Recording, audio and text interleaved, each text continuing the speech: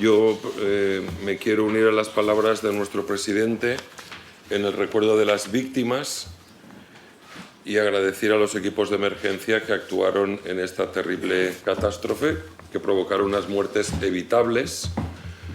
Y recuerdo que la composición, que cuando aprobamos la comisión lo hicimos por un amplio acuerdo, esta comisión en el Pleno del Senado, y en el Senado se dijo de no hacer un uso partidista por memoria a las víctimas, y se acordó una resolución que igual le habrán trasladado a usted, que tiene como objeto esta comisión de investigación para analizar, dice así el acuerdo unánime, la gestión llevada a cabo por las distintas administraciones implicadas para la recuperación y prevención de futuras daños. Mi primera pregunta, aunque usted ya la ha contestado, ¿tiene usted alguna relación o es usted responsable de alguna administración? Estoy ya jubilado desde hace 3 años, ya no tengo ninguna. Es más, siempre he estado en la cátedra, nunca he tenido ninguna responsabilidad en la administración. Se lo he oído bien, por eso, aunque es de agradecer su presencia aquí como experto, como catedrático emérito en hidrología, pero no sé qué luz nos puede aportar usted si usted no es responsable de ninguna administración para investigar qué ha pasado allí. Entonces, ¿sabe qué pasa? Que le agradezco mucho y le voy a preguntar, porque hay que aprovechar su conocimiento, su maestría en un tema importante, pero ¿sabe qué pasa? Que muchas veces los ciudadanos se preguntan y se alejan de las instituciones porque ven que les están tomando el pelo. Y porque un acuerdo unánime de nuestro Pleno para investigar un tema muy concreto, la primera intervención de mucha categoría, de mucha profesionalidad, pero no tiene nada que ver con el objeto de la comisión. Y me resulta, y le informo, que se está pervirtiendo el objetivo y se está dañando la memoria de las víctimas. Porque esta comisión debía de ser para investigar la gestión llevada a cabo por las distintas administraciones. Y usted nos acaba de confirmar que usted no tiene ninguna responsabilidad en ninguna de las administraciones implicadas en la gestión de la DANA. No pasa nada. Y creo que estamos haciendo una comisión que podría ser una comisión de estudio, de análisis, de proponer mejoras, pero no va a servir porque el PP se ha negado a que comparezca aquí ningún tipo de responsable técnico de las diferentes administraciones, solo de unas, de las del Estado. Señor Juan Bautista Marco, usted ha hecho en su primera exposición una relación de las gotas frías, de las danas, que se les conoce ahora, que han pasado en el territorio valenciano. ¿Son ahora más frecuentes estos episodios climáticos? Vamos a ver, yo creo que sí. Vamos a ver. Esto es un tema relativo al cambio climático. Entonces, el cambio climático, el reflejo, según me cuentan a mí, compañeros, yo no es un tema de mi competencia, pero sí tengo compañeros que han estado en el departamento conmigo y bueno, pues y he hablado con ellos, incluso de la Universidad de Barcelona y de otros sitios, me han explicado un poco el asunto. Es decir, el cinturón climático polar, con el calentamiento, que eso es algo evidente, suelta ahora más núcleos turbulentos sueltos. Siempre que se debilita un chorro turbulento, suelta más gotas frías. Por lo tanto, el incremento en la frecuencia parece que es una consecuencia clara del incremento de temperatura, que está bien constatado. Lo que no está bien constatado es la intensidad de ese evento, porque eventos como ese los han habido y más grandes.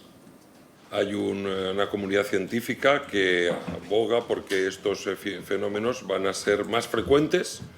La intensidad, pues la veremos, ¿no? Porque dice usted que ha habido otros episodios más fuertes, pero claro, tenemos una situación, señor Bautista Marco, que tenemos un gobierno que niega recientemente el cambio climático y se ha echado manos de los negacionistas climáticos.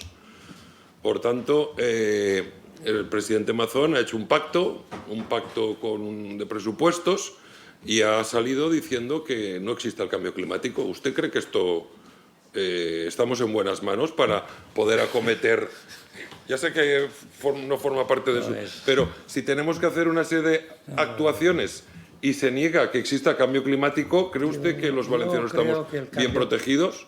Mire, le digo un sitio en donde el cambio climático, un efecto en el que la gente no piensa, la subida del nivel del mar. La subida del nivel del mar, por ejemplo, ha sido crítica en las inundaciones de la Vega Baja, más concretamente en toda la zona de las Pías Fundaciones, que es una zona que está a 80 centímetros sobre el nivel del mar, es Comunidad Valenciana. Está a 80 centímetros sobre el nivel del mar y a 11 kilómetros de la costa. Si el mar sube 30 centímetros, como está previsto, ¿dónde vamos? ¿Qué porvenir tienen esas zonas que se desecaron? Bueno, pues se ha propuesto su renaturalización y por H o por B nadie se la cree. Nadie se la cree, toda la niega. Hasta las personas más partidarias del cambio climático no se atreven a decirle a los agricultores que esas tierras hay que rescatarlas. Todos los grupos parlamentarios han escurrido el bulto. Conociendo su experiencia y teniendo en cuenta esta subida del mar, fruto del calentamiento y por parte de la subida del mar, ¿cree que es conveniente construir a 200 metros de la costa? Depende del relieve que tenga la costa. Depende del relieve que tenga la costa. Mire, le estoy diciendo lo de la Vega Baja. La población de Dolores está a 6 kilómetros de la costa. Y está en una situación respecto al cambio climático. Dolores está a 10 kilómetros de la costa y está más bajo que la Malvarrosa. Claro, porque es la Vega Baja, ya se laminaron ahí tierras que apenas tienen 700 años. Sí, en el fondo de él, sí, la zona del fondo, sí. Sí, claro. Y mismamente, pues, oiga, a 200 metros de la costa en Morairo no pasa nada. En todo caso... O sea, es que no podemos hablar con esa generalidad. Por eso es importante la ordenación territorial. Ya, pero es que ¿sabe qué pasa? Que el día de autos el señor Mazón habló con el alcalde de Cullera. Parecía que no le daba importancia a lo que está pasando cuando ya habían personas que estaban siendo víctimas de su imprevisión, y recientemente se ha hecho decisiones de una zona inundable, como es el denominado Manhattan de Cullera, la desembocadura del río Júcar. Parece que lo quieren construir allí. Y han eliminado el Patibel, el plan del litoral verde de la costa lo han anulado para permitir este tipo de construcciones. No sé si usted conoce este dato. Sí, lo conozco el sitio. No es una montaña al lado del mar donde se puede construir. Sí, lo conozco. ¿Cree usted que esta zona es susceptible de construir? Yo no la construiría. Es que parece que están hablando de urbanismo y no de salvar personas. Sí, bueno. Como experto hidrológico, ¿conoce usted los objetivos de desarrollo de Naciones Unidas? Conoce que dentro de los objetivos, que son muy genéricos, y de los 166 actuaciones, la número 6 habla de planificación hidrológica. Le recuerdo. Es decir, lo digo porque el gobierno valenciano está en contra de esto. Está en contra de los... ¿Cómo vamos a planificar? Porque usted ha hablado de planificación y que prevenir es curar. ¿Cómo vamos a prevenir un futuro hidrológicamente seguro para el pueblo valenciano si su presidente se ha entregado en manos de los negacionistas que están criticando los objetivos de desarrollo sostenible? ¿Cree que estamos en buenas manos para planificar nada? Yo solo puedo hablar de cuestiones técnicas. Esto es una cuestión completamente política. Sí, que estamos en manos de un kamikaze. Es una cuestión... Que nos lleva... Pero usted sí que ha hablado de la Morera, deje acabar al compareciente. Es que es una cuestión son unas cuestiones tan generales, que a cualquier cosa que usted diga podemos buscar 1000 cosas a favor, 1000 cosas en contra. Esto no es blanco ni negro. Esto no es ni blanco ni No, le concreto porque usted ha señalado que hay que hacer una previsión global de todo. Sí. Y que hay que buscar... Interdisciplinar. Ahora hablaremos a lo concreto, el Barranco del Pollo. Sí. Porque aquí le han tirado la culpa a las cañas. Ahora hablaremos de esto. Es que como usted ha hablado, y yo creo que con mucha razón, con mucho conocimiento, que hay que hacer una visión integral para minimizar o apaivagar o de alguna manera reducir lo que van a ser episodios más frecuentes, como usted ha señalado, y ha hablado de la Unión Europea y del Fondo de Recuperación de la Unión Europea por un lado, pero también de las directivas y normativas de la Unión Europea y de las ayudas de la Unión Europea, cree que es necesario la visión, la Directiva Marco de Aguas, para entendernos, de la Unión Europea. Claro. Sí. Hay que tenerla en cuenta. Por supuesto que hay que tenerla en cuenta. Es que tenemos... Pero vamos con cuidado. Vamos a ver, la directiva esa salió después de las inundaciones de Alemania. 15 años antes, aquí habíamos tenido lo de Tous, se hicieron unos planes, se hizo el Patricova, se hicieron 1000 cosas. Propusimos diversos proyectos europeos y en Europa nos dijeron que ya estaba bien de ir siempre con esas gaitas de las inundaciones y tal. La Unión Europea, hasta que no se inundó Alemania, no sacó una directiva, porque antes nos tomaban el pelo. Y la directiva que han sacado, de la cual la española es una copia, tiene que ser así,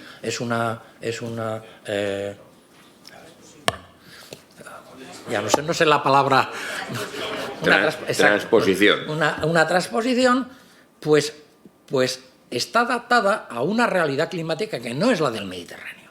Entonces, hace falta la Unión Europea, pero lo que hace falta es tenemos que, como país, una de las misiones que tenemos que hacer valer la singularidad del Mediterráneo.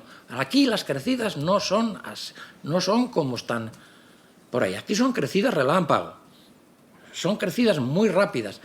Son entornos con deltas interiores, con relieves invertidos, con posibilidades de repetición, cosas muy rápidas, tiempos de respuesta de media hora. Todo eso no lo contempla. Todos los no contemplan, ni siquiera las normativas españolas.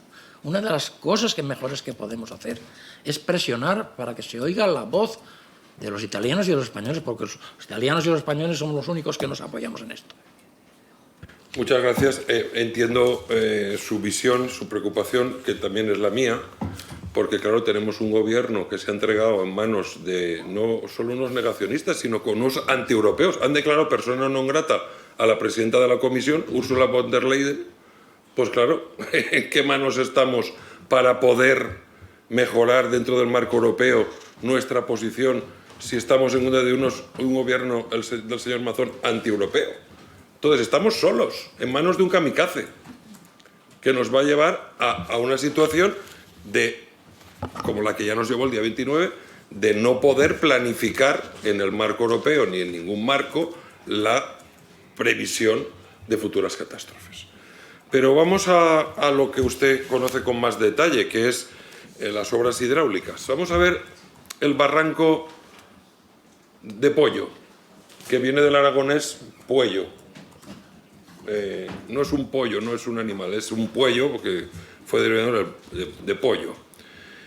Vamos a ver, no se hicieron las obras previstas para reducir el riesgo de inundaciones en este barranco que usted ha definido, lo tenemos aquí, su cuenca, y ha habido un cruce de acusaciones entre el gobierno y la oposición, el gobierno de España y la oposición Partido Popular, aquí son mayoría, en el gobierno valenciano también, con sus aliados de Vox, ahora mismo, y había una declaración de impacto ambiental del gobierno de Zapatero. ¿Qué pasó con esa declaración de ¿Lo conoce usted? No. No. Vale. Parece ser que las obras previstas que venían del plan... ¿Conoce usted si el Plan Hidrológico Nacional tenía alguna obra prevista para este tipo de actuación en el Barranco de Pollo? La tenía el Patricova. La tenía el Patricova. Luego eso creo que sí que fue recogido por el Plan Hidrológico Nacional. Bueno, la primera idea respecto del rama del pollo, la primera idea que se tuvo, aparece en las normas de coordinación del área metropolitana. En ese momento se plantea por primera vez el desvío hacia el pollo, básicamente ante el impacto social que el ampliar la capacidad en su sitio, entre Catarroja y Massanassa, ampliar eso tenía un impacto social muy fuerte en ambos municipios. Y entonces se pensó en esa obra porque daba una oportunidad importante. Entonces se le dio un primer trazado que minimizaba el impacto sobre la huerta, adosando la intervención al ferrocarril de FGV. Es decir, ya que queremos hacer esto porque no queremos evitar lo otro, pues vamos a hacerlo de manera que haga el mínimo daño ambiental posible, adosándolo a ferrocarriles de la FGV. Pero tenía un problema, y es que se llevaba por delante el cementerio de Paiporta. Entonces, claro, a partir de ahí yo dejé de conocer el detalle de eso. Lo digo porque esa idea fue mía. Es decir, esa idea la introduje yo en las normas de coordinación de la área metropolitana. Me dijeron de todo y yo pensé, pues la verdad, hay para pensar, es una alternativa. Luego esa alternativa la recogió en tiempos del gobierno Zapatero, la recogió la Confederación, cambiaron el trazado y a partir con una capacidad que estaba de acuerdo con lo que había sacado el Patricova y bueno, pues cuando ya se hizo con unos datos más concretos el encauzamiento entre Catarroja y Massanassa, pues entonces se dijo, bueno, lo que necesitamos para llegar a los 500 años es esto. Y entonces ya se hizo un proyecto. Vale.